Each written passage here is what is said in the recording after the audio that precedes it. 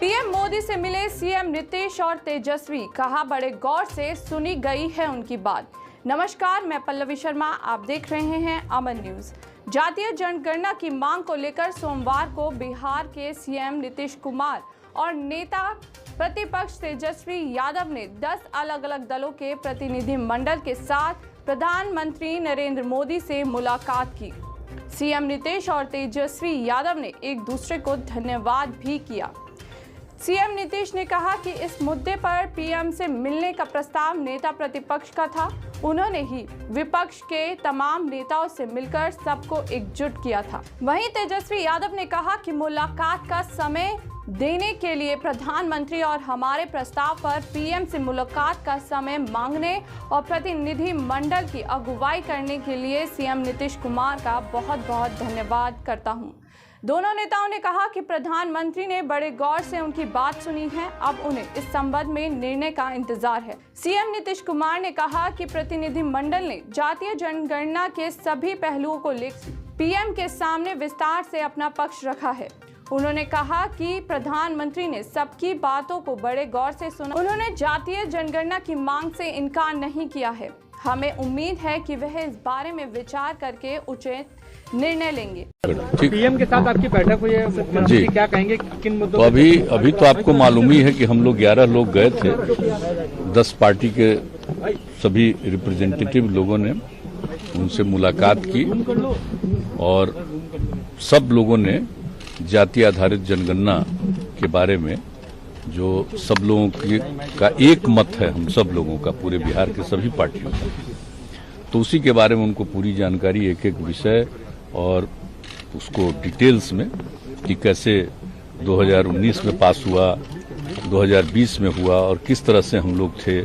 और अभी जो एक बार आ गया था, सरकार की तरफ से एक मंत्री ने बयान दे दिया था कि जाति आधारित जनगणना नहीं हो पाएगी, तो उसी को लेकर के फिर लोगों के मन में एक बेचैनी शुरू हो गई हम लोगों के यहाँ। सब लोग मिले और फिर हमने बता दिया इनके बारे में नेता विरोधी दल की, इन्होंने सब पार्टी के लोगों के साथ बैठ करके और फिर हम लोगों के साथ बातचीत किया कि भाई इसके लिए हम लोगों को मिलना चाहिए। प्रस्ताव इन्हीं का था कि प्रधानमंत्री जी से एक बार चल करके मिलना चाहिए। तो हमने कहा ये बात बिल्कुल सही हम लोगों को भी लगा और सब लोगों ने इसके लिए हम लोगों ने बातचीत सब लोगों से कर ली और वहीं से हम लोग तो 3 तारीख को ही भेजे, 4 तारीख को यहाँ पहुंचा और इन्होंने 12 तारीख को भेज के 13 तारीख को पहुंचा कि चिट्ठी मिली है और बाद में आज का समय उन्होंने दिया।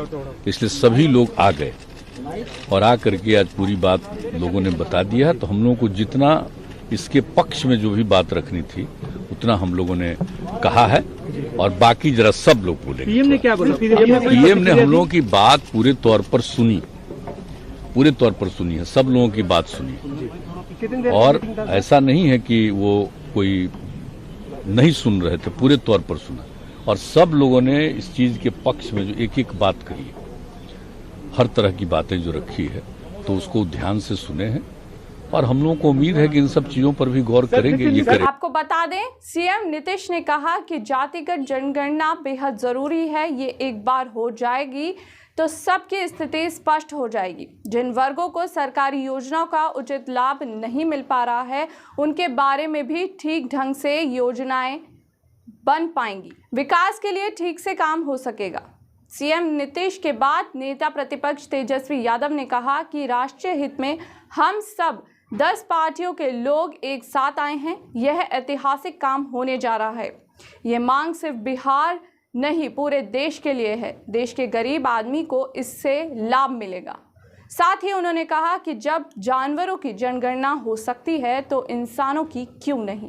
राष्ट्र हित में, नेशन के इंटरेस्ट में कोई काम अगर है और हम सब पूरे बिहार के लोग 10 पार्टियां हैं मिलकर के आए हैं, क्योंकि ये ऐसा काम है, ऐतिहासिक काम होने जा रहा है, होगा जिससे जो देश के गरीब हैं, जो अंतिम पैदान पे खड़ा जो व्यक्ति है, उन सबको लाभ इसका मिलेगा। अब तक आपको नहीं पता है कि भाई मंडल कमीशन से पहले पता ही नहीं था कि कितनी जातियां हैं। मंडल कमीशन हुआ उसके बाद पता चला देश में जो हजारों जातियां, और इसमें एक बात समझने की जरूरत है, जब जानवरों की गिनती होती है, पेड़ पौधों की गिनती होती है, तो इंसानों की भी होनी चाहिए। SC ST का होता रहा है और धर्म के आधार पे भी जो है, रिलीजन का भी जो है, वो उसकी भी काउंटिंग होती है। हम ये जानना चाहते हैं कि हो क्यों ना, क्यों नहीं होना चाहिए। जब आपके पास कोई साइंटिफिक आंकड़ा है ही नहीं, तो आप कल्याणकारी योजना तो कर ही नहीं सकते।